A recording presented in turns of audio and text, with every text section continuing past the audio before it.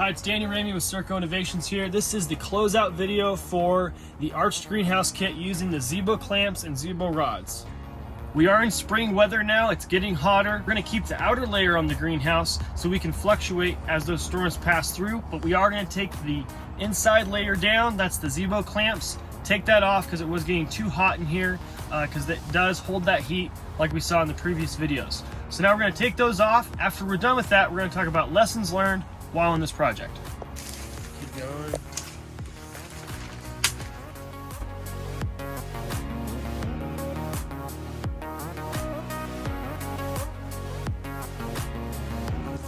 We also had major snowstorms during these episodes of the Zebo clamps, and the only reason these two greenhouses survived is we were actively knocking snow off and keeping these from getting that extra weight and collapsing down the middle.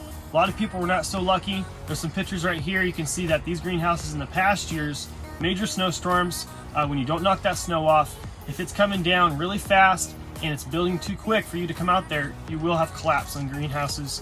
We also saw structures that were metal that collapsed in these storms as well.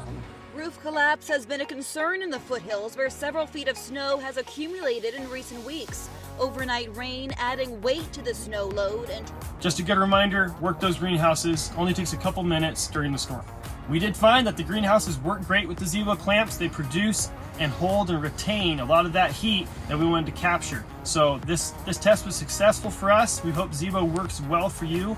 And if you have any questions on the Zebo clamps, Zebo rods, let us know at www.circoinnovations.com or give us a call at 530-272-3382. We'll see you in the next video.